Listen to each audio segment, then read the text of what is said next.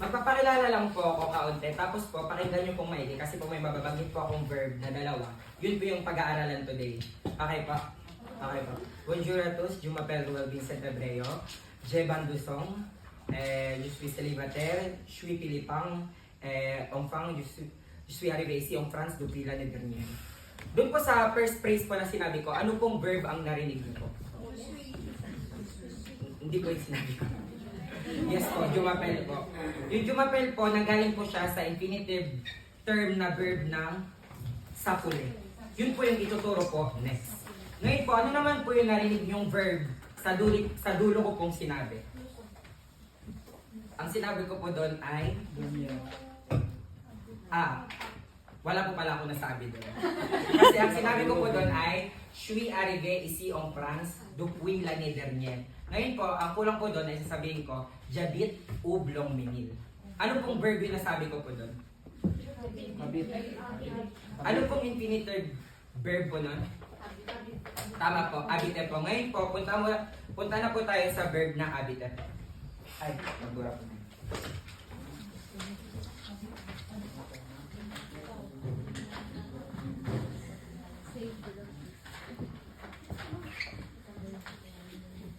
Pwede po pabasa? Isa pa po. Silent H po siya, hindi po babanggitin yung H. Isa pa po. Habite. Dito naman po. Habite. Isa pa po. Okay po, lahat naman po tayo. Okay po. Ngayon po, sino naman po nakakaalam ng meaning ng habite sa Tagalog or sa English? Taas po ang kamay. Sino po nakakaalam? Ay, best in English ka te. Okay po, isulat po natin yung dito. Nakatira. Ay, nag-cheat po siya. -2. Okay po, ngayon naman po, punta po tayo sa conjugaison po. Sa present lang po tayo. Taas po ang kamay ng gusto sa past and future na tense. Level 1 na. Sino pong gusto? Wala. Kasi po sa level 1 yun. Dito po, present lang po tayo. Conjugaison. Baka mamalipan niyo. Sa present lang po tayo. Ngayon po, sa present po, meron po tayong singular and plural po. Punta po muna tayo sa first person, which is yung ju, chu, il,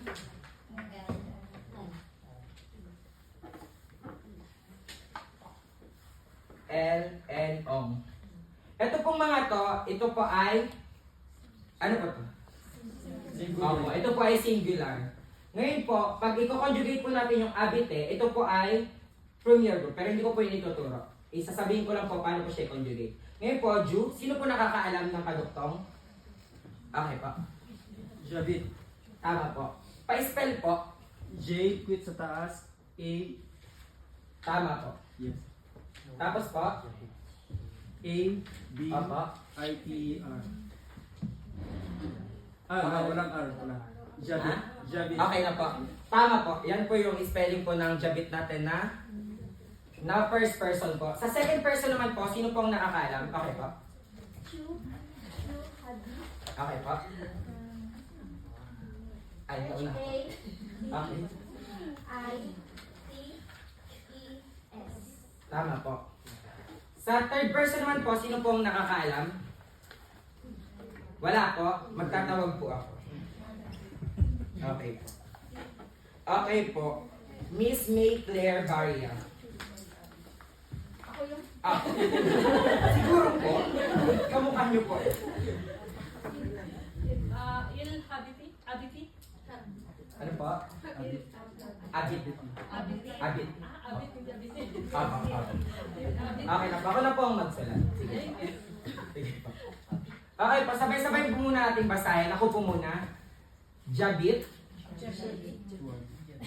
Sabi ko po ako po muna. Ako muna. Jabit. Okay naman po. Jabit. Tama po. Chu abit. Il abit. El abit. Ong abit. Okay po. Ita-translate naman po natin sila sa Tagalog po para matandaan natin. Yung jabit po, sa Tagalog po yan, ay ako ay nakatira.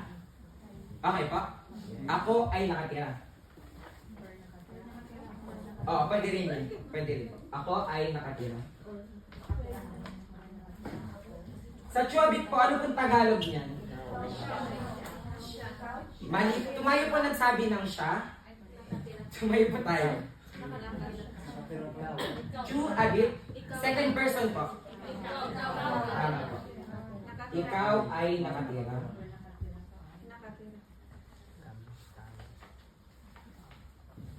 Dito naman po sa side na po to, ano po sa Tagalog yung il, el, ong, abit? Siya ay nakatira.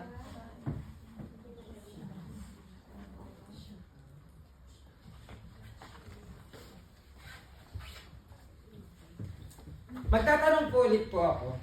Sige po. Si Miss De La Cruz po, Maria Daryl Ann po. Okay po. Halimbawa po, tinanong niyo po yung katabi niyo po. Ano po ang gagamitin niyo po dito? Sa tatlo lang pong ito. Tatanungin niyo po siya, saan po siya nakatira? Ano po ang gagamitin niyo? Yes po. Ito po ang gagamitin natin. Chu, habit. Chu, habit. Tapos po, gagamitin po natin yung word na u. Kasi po yung u is word. Pwede tayong tatlo. Ano-ano po yan? Sino po nakakaalam? Ay, ikaw po ate. Nu, bu, il, el. Apo. Tama po. Meron po tayong nu, vu, il, el. Ngayon po sa nu po, meron po tayong abitong. Ganito po yung spelling, nu, abitong. Pero po, ang basa po dyan magiging nu, zabitong. Pabanggit nga po, nu, zabitong. Tama po. Kasi po, yung S po, magkakaroon po tayo ng... Liaison. Tama po. Naturo na pala ni sir. Yan po. Magkakaroon po tayo. Kasi po, yung H po ay hindi po binabasa sa prose po. Ngayon po paulit po, nu, zabitong. Okay po. Punta naman po tayo sa vu. Okay po, ano pong basa dito po? Ulit po. Bu-zabite. Okay po, tama po. Ay, tama. Dito NT po tayo. Silent NT po tayo. Elzabit. Elzabit. Okay po. Ano pong Tagalog sa Nuzabitong? Kami ay nakatira. Tama po. Tama po yun. Kami ay nakatira. O ganun lang po same. Dito naman po sa Buzabite, ano naman po yun? Kayo ay nakatira. Tama po, kayo po. Dito naman po sa Il-El Zabit, Sila. Apo, sila po yun. Ngayon pa magtatanong po ulit ako, ay mag-explain ko pala muna po ako. Para po sabihin na kami ay nakatira, meron po tayong two ways po. Ano po yun? Sino po nakakalam ng isang way pa bukod sa Nuzabitong? Para sabihin kami ay nakatira. Sino po nakakaalam? Nandito rin po siya. Wala po. Wala po. Eto po. Itong ong abit po. Pwede rin po siya gamitin na kami ay. Kasi po yung ong, kami po yun sa Tagalog. Kami, ong. Naintindihan niyo po? Okay po. Ano pa po yung isang pwede gamitin po para sabihin nyo zabitong? Ong, ano po? Ong abit. Ong nabit. Ganun po. Okay po. Naintindihan niyo po? Okay, pasimula po ulit tayo dito po.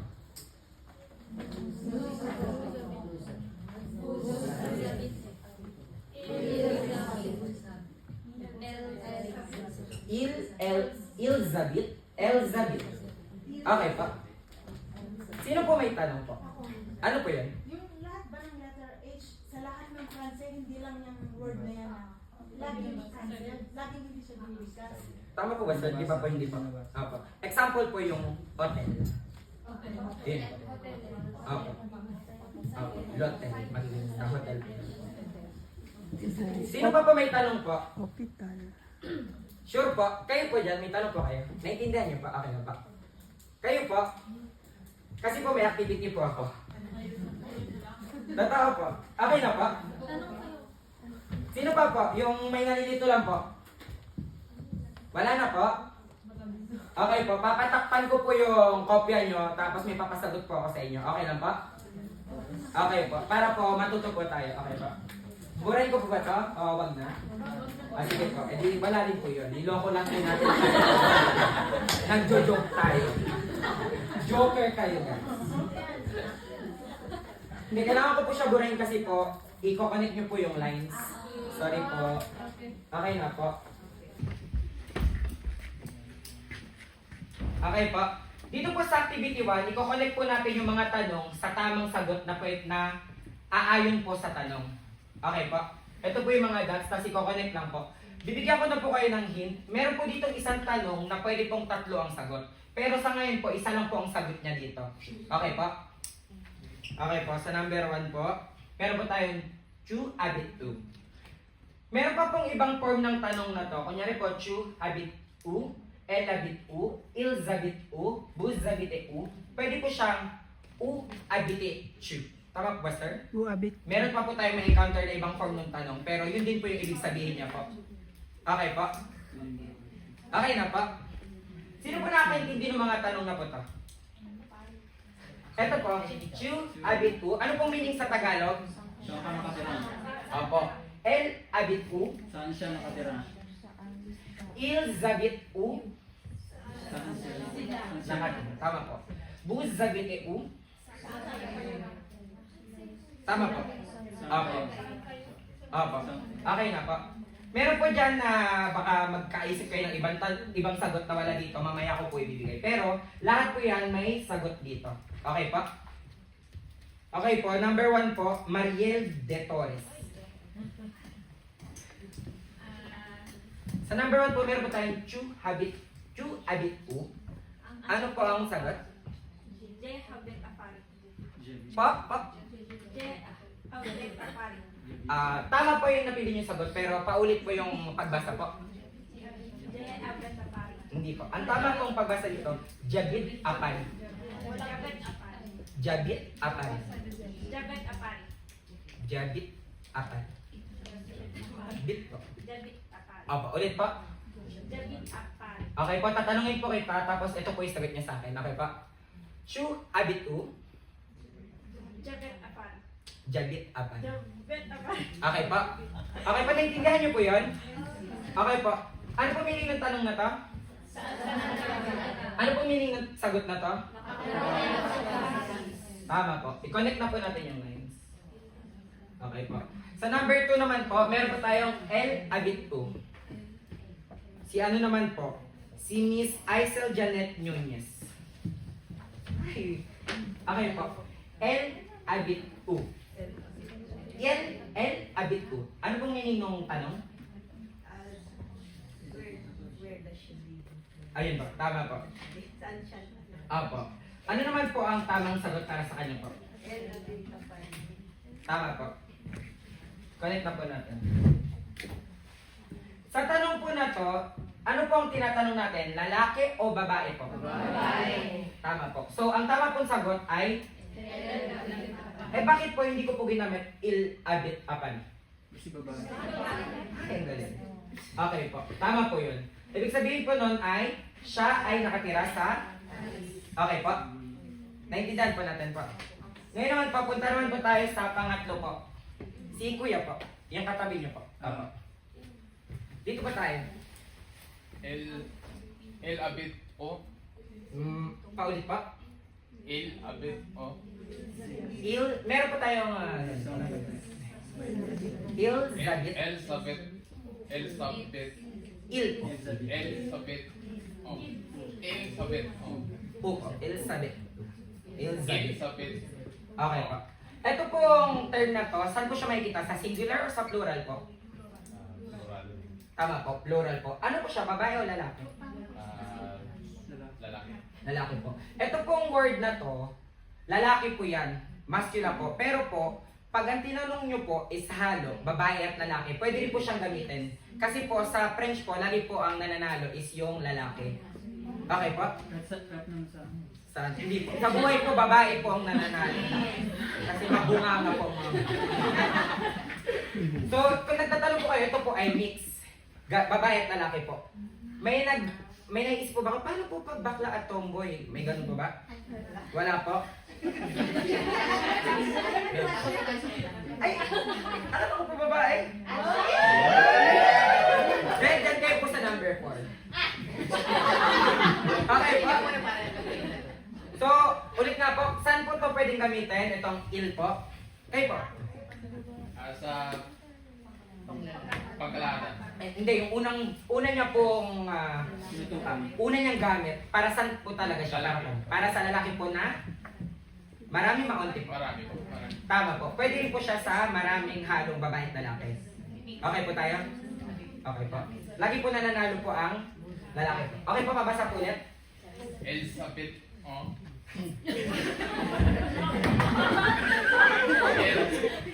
Elizabeth. Oh. Okay na po. Okay na po yan. Sige po. Ang tama po basa ay Elizabeth. Okay na po. Elizabeth. Tayo po po. Hindi niyo pa po nasasagot. Okay po. Ano po ang tamang sagot po dyan para dyan? Elizabeth Aparin. Tama po. Elizabeth Apari. Tanong ko lang po, kayo naman po. Kayo po. Tayo po. Kunyari po tayo pong dalawa magkausap po. Tayo pong dalawa magkausap. Tatanungin ko po kayo sa inyo. Elizabeth po, sino po ang tinatanong ko? Kayo nga po, sino po, ano ang tinatanong ko po? Sino po? Sino po? Kayo po bang tinatanong ko kung saan nakatira o yung ibang tao? Kasi po ba? Kunyari po, ganito na lang po, tinanong ko pa yun, Elizabeth po, ang tinatanong ko po, kunyari, grupo ng mga lalaki po. Kunyari po, tinuro ko sila kuya po. Elizabeth po, ang sagot niyo po ay Elizabeth Apari. Okay pa? Okay pa ulit. Elizabeth po. Elizabeth po. Apo, sasagutin niyo. Tama po yun. Ba't po kayo nagtas po ng kamay? Ano nga po yung translation sa Tagalog ng Elizabeth? Ito pa, Apo. they live. Ay, Tagalog po ba? Sila po, sila ay nakatira. Sila marami Ano sagot, sir? po. Ano po yung Tagalog ng sagot? Sila ay nakatira. Sapat. Ito po, saan sila ay saan sila nakatira. Parang ganun. Tapos yun po, opo, nag-guess yun na po? Okay po. Parang yung sabi to, apari, pwede rin sa Elizabeth to. Dito po? Oo. Hindi po. Kasi po pag sinabi niyo po ang Elizabeth po, sila po tinutukoy niyo po. Ngayon po, pag sinagot niyo ng no, kasama na po kayo. Hindi po kayo kasama. Sayang. Mag-apply po kayo kay Kim Chu. Para pwede na po kayo sa. Okay na po. Paano naman po pag babae po yung mga tinanong po, mga babae po? Kayo po. Tinanong ko po kayo, saan po sila nakatira yung mga grupo po ng babae? Ano po gagamitin natin tanong? Po? L lang po, may kaduktong po. Saan po sila nakatira? Elizabeth po. Opo. Ano naman po ang sagot natin? Elizabeth. Apan. Ito po magiging E, L, L, E. Tama po, may S po. Kasi po plural po. Yung tinuro po kanina. Okay, panintindihan niyo po? Okay po. Okay po, tanong ko po ulit. Bakit? Okay na po yun, nahingal lang ako. Basta po? Okay po. Ano pong meaning ng tanong? Ano po? Opo. Saan kayo? Kayo po, ano saan ka nakatira? Pero pong tama. Kasi po yung who, kung na-explain na po for sure to ni Sir sa unang topic po sa end, yung who po, pwede po siyang gamitin kayo at ka bilang paggalang naman po. Kunyari po, tinanong po natin si Sir, Monsieur vous habitez où? Kasi po paggalang po yun. Okay po. Ngayon po, dito po, ano po ang tamang sagot para sa kanya? Dito po. Kayo po ate. Tama po. Ano po ulit? Zabito. Okay po, tama po. Ngayon po, sinabi ko po kanina, meron po ditong isang tanong na pwedeng tatlo ang maging sagot. Okay po? Okay po, sir. Ano po yan? Pwede din pong sagot yung Zabita Paki. Ayun po, doon po papasok po yun. Palakpakan po natin si Kuya. Ano po pangalan niyo po? Gian. Lian po. Gian. Gian. Okay po. Ngayon po, yung Buzabiti U, pwede rin po siyang maging sagot ay Jebit Packer. So, meron po siyang 1, 2. Ngayon, ano po yung... May pangatlo pa ba? Parang namali ako. Okay. Opo, may pangatlo pa po. Ano pa po yung pangatlo na pwedeng sagot? Taas po kami ng nakakaalam. Oh, hindi po yun. Kayo po, Ay, wala. Nabura. sino po nakakaalam? May libre pong iPhone 15 Pro Max. Sino po? Ay, Max? Sino pa po nakakaalam? Nasa singular po siya. Nasa singular po siya. Alam? Wait lang. Sige po, bigyan po natin siya ng isang oras para mag-isip. Mali po. Sasabihin ko na po, ang pwede pa po ay ong. Opo. Ong. Abit. Apal. Okay. Kasi po, di ba po sinabi ko po kanina, singular po siya, pero ang meaning niya rin po ay same sa nu. Okay po? Okay na po. So, pag tinanong ko po kayo, kunyari po, ikaw lang po ate, tinanong po kita, bukod sa biti, ay, hindi po. Ikaw lang po tinanong siya. Tama po. Ngayon po, tinanong ko po kayo, kayong dalawa po. Ano po? Bukod sa biti, kunyari po magkasama kayo sa bahay. Ano po? Ano po sabihin niyo? Apo. Pwede pong muzabi itong apali. And on abit. Tama po, tama po. Ngayon po, dako na, malinaw po tayo dito. Sino po may tanong? Ito po, mamasa po. Ito po. Ito po. Ngayon nyo po, gets nyo na po kung ano po yung lalagyan nyo po ng nawawalang words. Okay na po. Ngayon po, tatawag po ako Miss Gladys Ann. Natawag na po kayo? Kanina. Sige, bigay po tayo dyan sa iba. Si Miss Romel, natawag na po kayo po, no? Si Miss Rachel Ansarmento po. Sino po yan? Okay po. Dito po tayo, punta na po tayo sa harapan. Pasagot lang po yung number 1. Kung ano pong pronoun ang nawawala. Hindi. Okay po. Pabasa po. Ano po? Palakas po. Sabay-sabay naman po. Nu sabito. Ano ibig sabihin po nun? Ay, mali. Tama po, tama po. Ulit po, nu sabito. Sa Tagalog po. Kami ay nakatira po. Magkadukting na po. Dito naman po sa number 2. Okay po, pabasa po. Palakas po. Paulit po sa akin lahat. Jabi. Okay po. Ano po meaning sa Tagalog po? Ano po meaning po sa Tagalog po? Ulit po. Jabit. Ako ay nakatira. Okay po. Number 3. Okay na po? Okay po. Tama po to. Il-el-abit. Ano po ang meaning? Siya ay nakatira. Pabasa po ulit. Il-abit. El-abit. Parang nagiging magkaduktong rin po kasi siya minsan kasi kung matuloy magsalita yung mga pronse po. Ngayon po, may nawawala po. Bawal po siya maiwan. Sino po yun? Miss Melody Mendoza. Ano po yung nawawala po? Ong po. Tama po. Ano po meaning ng ong on na bit?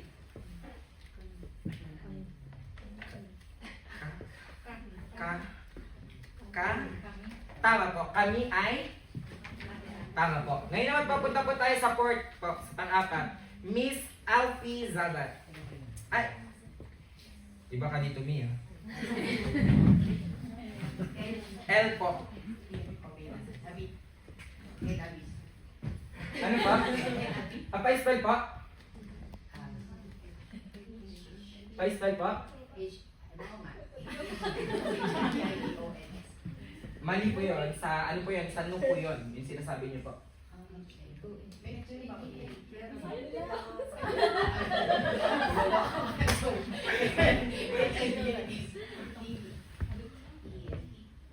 Opo. Pabasa po. Ano po? Ay, wala po kung ganun sinabi po. Pabasa po buo. Elizabeth. Cancel po natin itong dalawa sa dulo. Elizabeth. Elizabeth. Okay po. Ano po meaning po nito? Tama po yun. Sila ay nakatira. Sino pong tinutukoy dito? Babae po lalaki? Pag lalaki po, ano po gagawin? Opo, tama po. Next naman po tayo kay Miss Shadney Joy Mestrado. Pa? Sino pong umaagree po kay Miss Shadney Joy? Ay, 2 abit pala. Ano po, ano po? Tama. Ju? 2 abit. Abit. Abit. Wala po yung Ay, wait. Okay, paano po meaning nito? Dito po, ano po meaning po nito? Chu abit? Kakakatira. Po? Kakak. Saan Saan ka nakatira? Ano po sa inyo? Ikaw. Sa inyo po, ano po? Ikaw. Ayun. May nagsasabi po ba na siya ay nakatira dito po? Sino po nag-agree? Yes, pwede Siya? Chu po? Chu po ang gamit natin? Siya po?